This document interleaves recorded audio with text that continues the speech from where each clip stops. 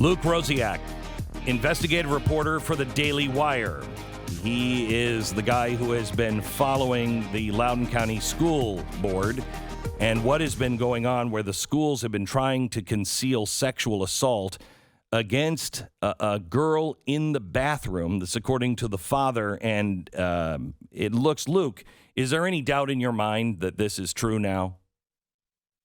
Well, in the 72 hours since I published my story, which I had to prove everything on my own because no officials would acknowledge it, they've now all acknowledged it. You've had the prosecutor, the sheriff, and the school system, I believe, all say that, this was the same kid. He was arrested back in May. He was charged with forcible sodomy, and he did go on to be rearrested again on October 6th. This is unbelievable. And tell the story, in case anybody hasn't heard the story yet. Tell the story. Sure. So it starts with a guy whose picture, you've seen this guy on TV. He's the guy that's kind of an overweight guy who's got his belly hanging out because the cops are arresting him, and he's dragging him from a school board meeting. He's got a bloody face and a T-shirt ripped. It's an embarrassing photo of this guy that, the cops had basically tackled and charged with disorderly conduct.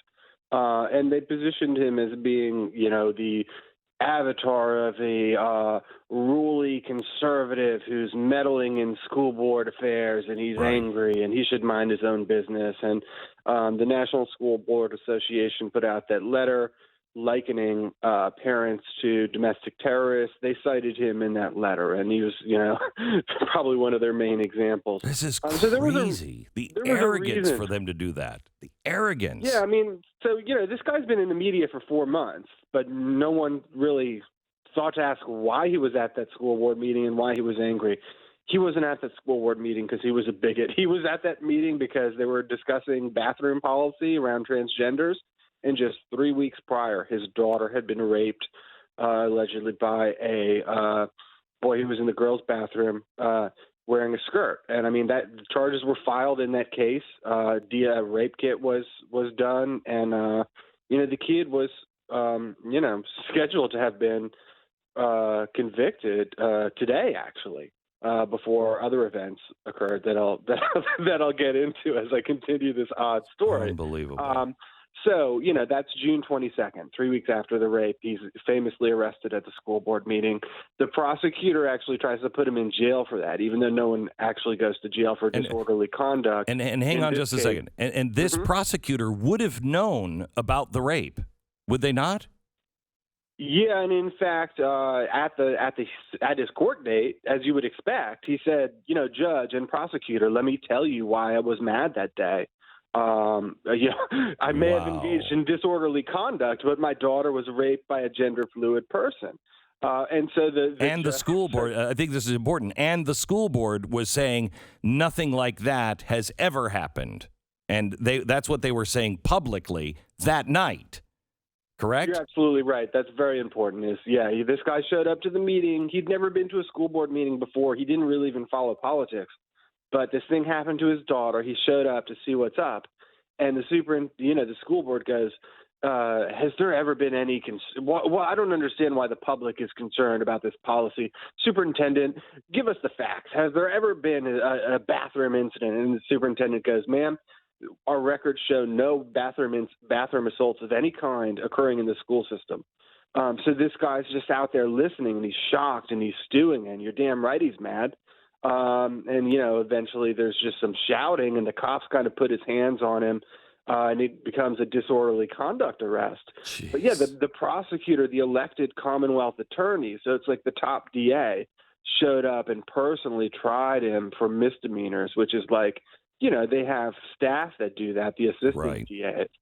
But they made a political example out of him and sought jail time for minor, misdemeanor disorderly conduct. That is one of the most outrageous things I have heard in modern American history when it comes to an injustice. That's just beyond the pale. That these people knew what was going on. Here's a dad who, quite honestly, I think was quite restrained. I don't know if you're a dad yet, but when you're a dad, every dad I've talked to said, oh my gosh, that guy was restrained. And to have people knowingly deny it for their own political positions, then cover it up, then use the justice system to continue their fraud is, and then the kid goes on to rape another kid. Oh my gosh. Yeah, no, it is insane. I mean, I wrote this story. It's one of the longest stories I've ever written. It's 4,000 words long because, like, as you just said, it is on every single turn of events. It just gets worse and worse. It's like some dystopian nightmare. And, you know, this guy's face was all over the country, and it's played on CNN every day. No one ever thought to ask, why is this guy mad? Maybe he had a reason. They did, you know, the statements are on video from that meeting where the superintendent just keeps going. There's no such thing as a transgender predator. Time magazine said so. Our school board records show no records of bathroom assaults. And this guy, you know, the sheriff's investigation was open at that time. A police report was filed 3 weeks prior about forcible sodomy.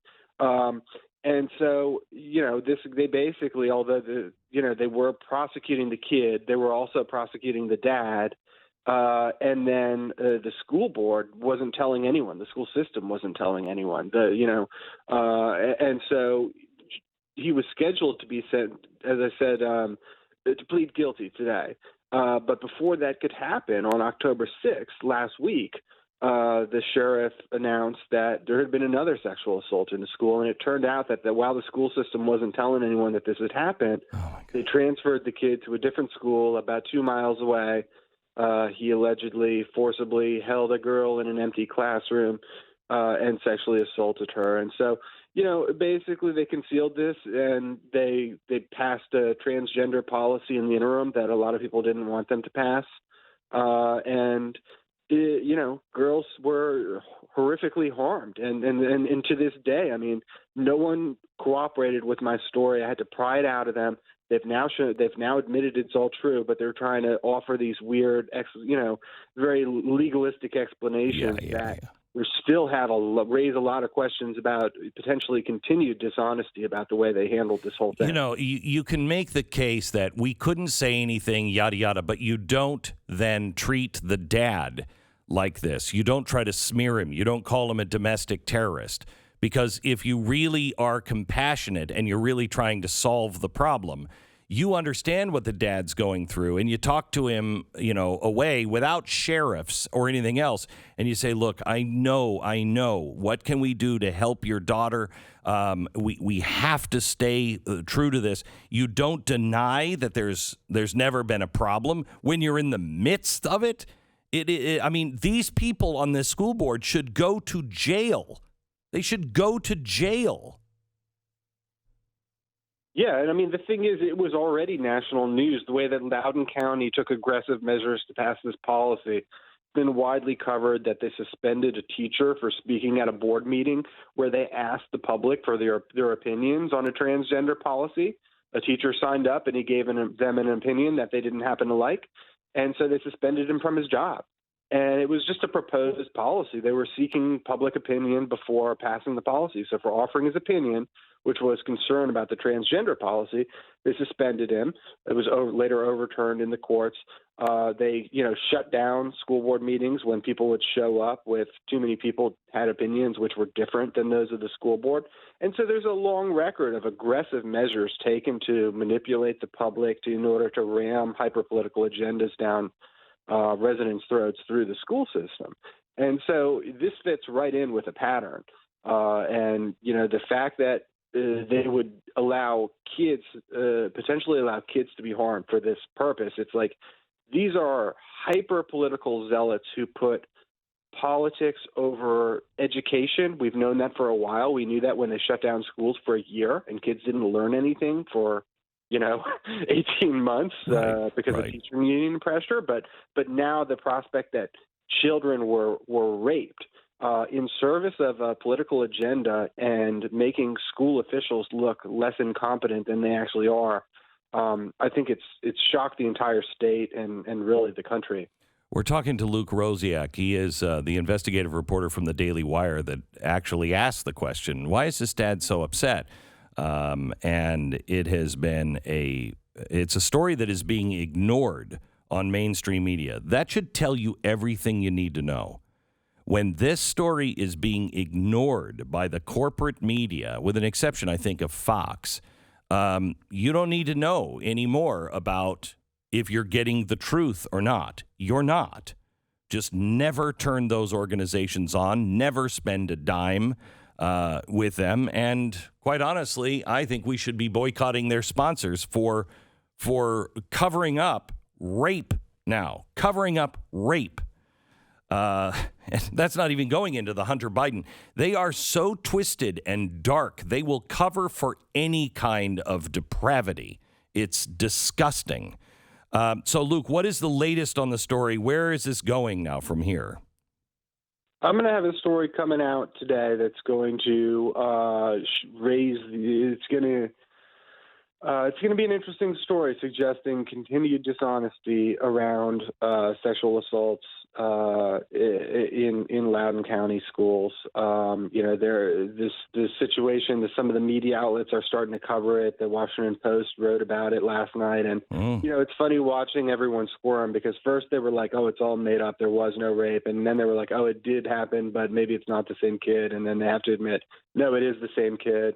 As piece by piece, every element of my story keeps getting confirmed by other outlets who, the officials basically have been responding to anger from parents, and now the prosecutor spoke to the Washington Post and acknowledged, yeah, it's the same kid. The Washington Post didn't ask her, well, why did you prosecute the kid's dad or anything like that. Of course not. Yeah, it's, this is, so not only were they trying to pass the transgender policy, but here in Virginia, we're having a governor's race. Voting is actually underway right now. They're having early voting, and, it's a polling at a dead heat. Terry McAuliffe wants to be the governor, and he's the guy that said parents shouldn't have a role in schools.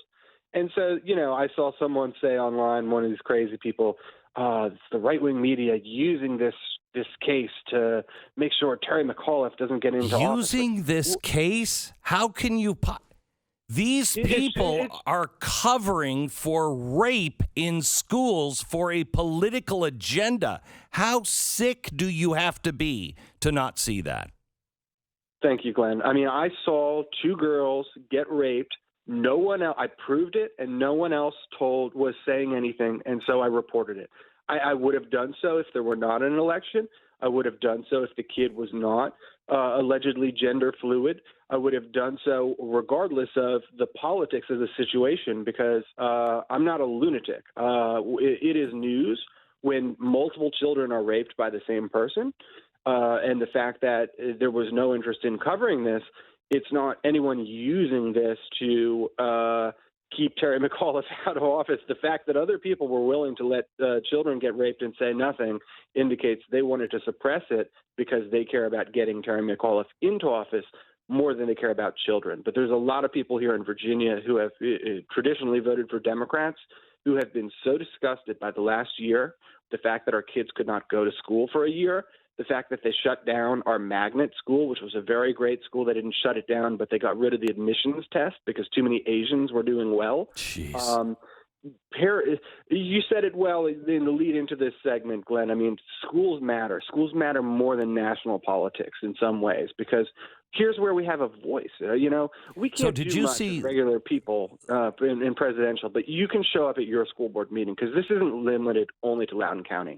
Luke, are you seeing these school board meetings lessen after the FBI threats? Are fewer people coming out? Well, so they're not letting people come out. I mean, they're like we in Loudoun County now, what they do, they don't let you come in the building. If you get a speaking slot, if you're one of the lucky few who they agree to hear for 1 minute, they will bring you in to this. You will wear a mask, stand behind the thing with a timer in your face, speak for 1 minute. Your microphone will be cut off after 60 seconds, and then they will walk you out. This is China. An audience watching them. One lady had to use the bathroom after she spoke, and they told her no, she could not. These are people. But look, we elected these people. I mean, we did elect them. I mean, we in one sense we didn't because most people didn't vote. These are low turnout elections. Most people don't know who the hell's on school boards. But we bear responsibility here. It's important to be informed voters and to be active in local politics because, honestly, the opinion that regular people have about president, it may not make a difference. You can make a difference in your local community. What happened in Loudoun is really bad, but there are problems everywhere. Everyone's got to be involved in their local schools. Luke, I can't thank you enough. In Sane World, you'd win a Pulitzer Prize for this story. Thank you for doing your homework. God bless you. Thank you, Glenn. Keep it up.